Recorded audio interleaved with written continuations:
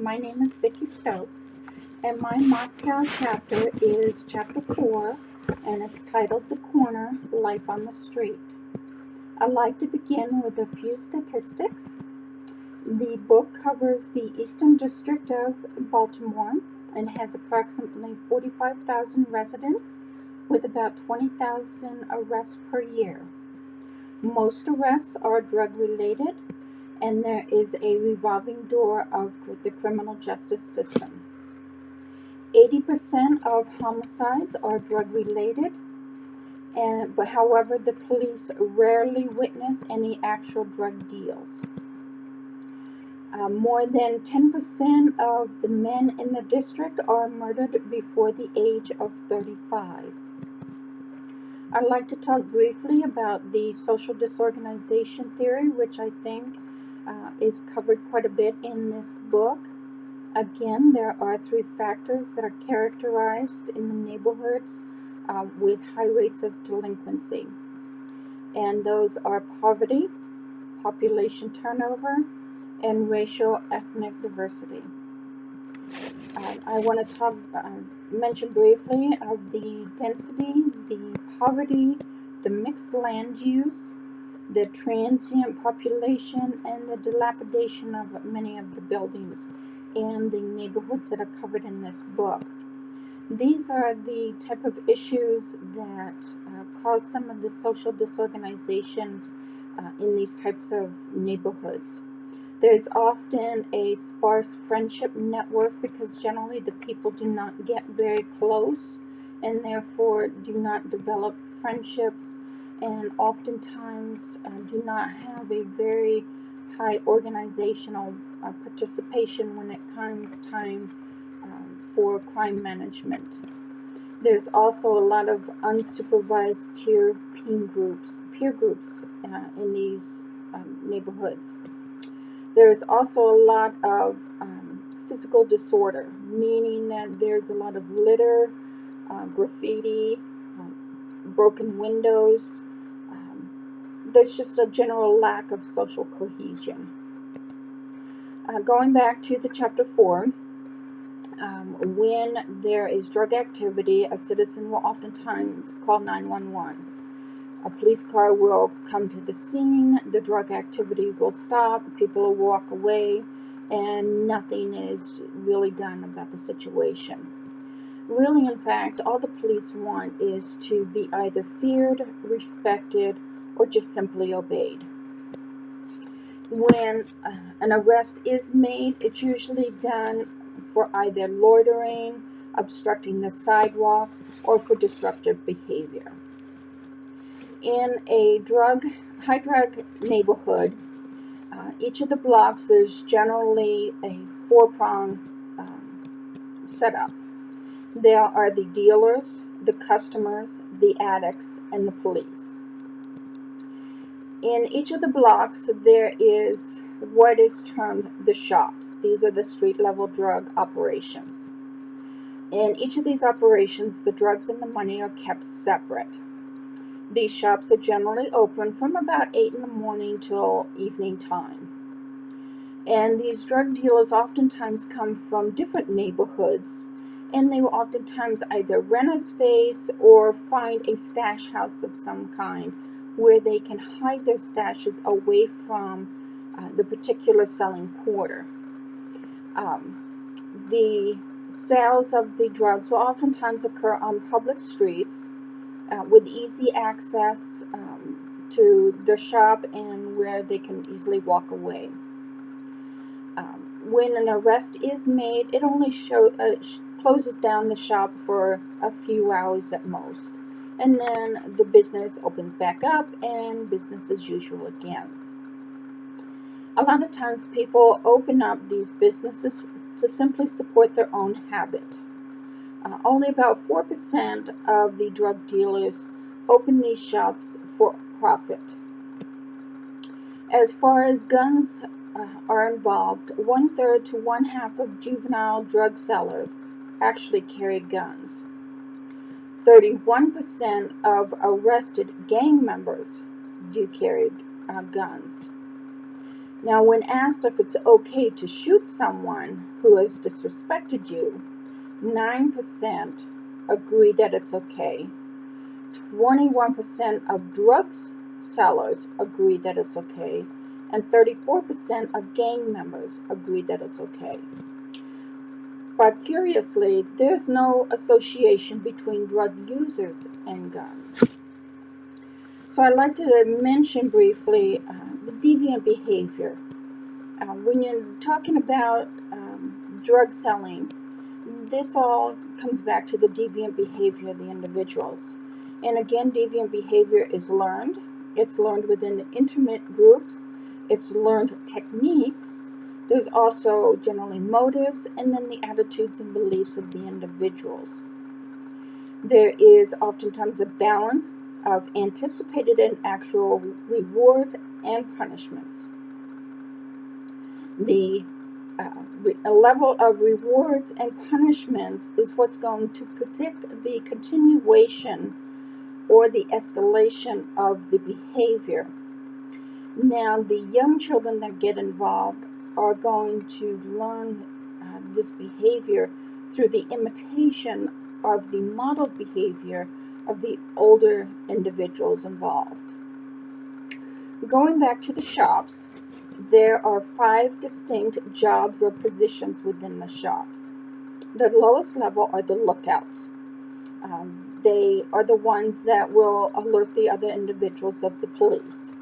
They make about $35 to $50 a day, and usually it's in drugs. The next level are the steerers or the hawkers. They're the ones that promote the business. They lead the customers to the sellers. And they usually do so by hailing the customers with signs. They also will shout out the name brands of the current batch of drugs. The money man is the next position, and that's the individual that actually holds the money. They arrange with the customers the type of drugs that they're interested in, the price and the quality of that particular sale. They take the money, but they don't hold any of the drugs. The slinger is the one that looks after and actually distributes the drugs. After the money is paid to the money man, the slinger gives the drugs to the customers. They have a hidden stash of a small amount. They get paid about $200 a day. And they also face the greatest risk of arrest. And the boss does not post bail for them. When they are arrested, they are initially arrested for intent to distribute, but is oftentimes reduced to possession for smaller amount. The 5th position is that of gunman. His job is for protection. They don't generally carry the gun on the person, but they generally have the gun close by. There are also other positions that the police generally don't focus on, but of course are involved in the business. That is one of courier or runner. They transport the drugs between the large stash and the street corners. There's the cookers. They're the ones that make the drugs. And the packers. They package the drugs up into small sellable packages. In the drug selling, there are high risks. There is, of course, a high risk of death. There is a large reason for drug murders due to territorial disputes. No one's going to defend your property. You can't trademark the name of your drugs. You can't take other dealers to court. You can't sue for libel. You can't call the police. And then there's the finances. Street level deals pay less than McDonald's. They pay less than minimum wage. However, there's no commute. There's no drug test. You can drink on the job. You can hang out with your friends. And the drugs sell themselves. There is a psychological pleasure in criminal activity. So let's talk briefly about adaptation to anemone or the strain theory.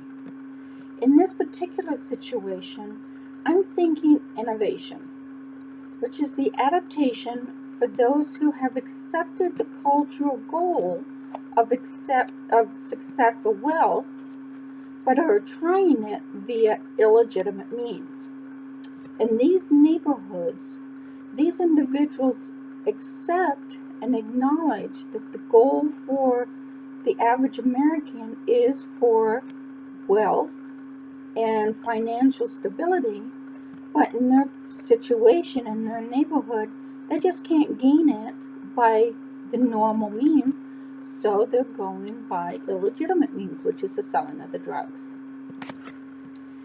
In these neighborhoods, the population, there's a couple different types.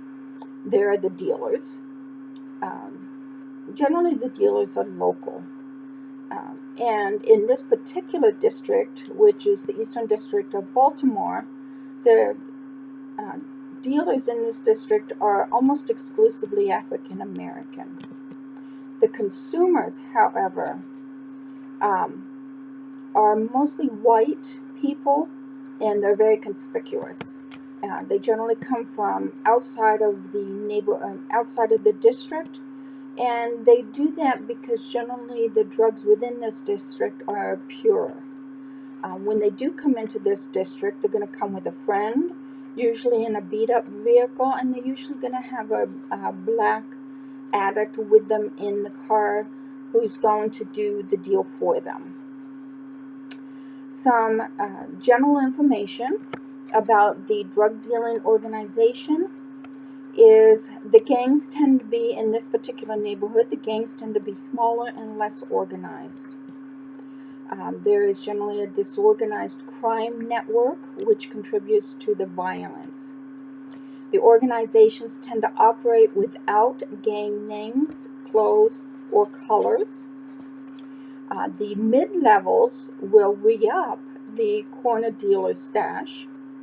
The street-level dealers control smaller areas, and the small-time dealers will likely cut the drugs with other substances. That way, their stash stretches out further, and they make more money.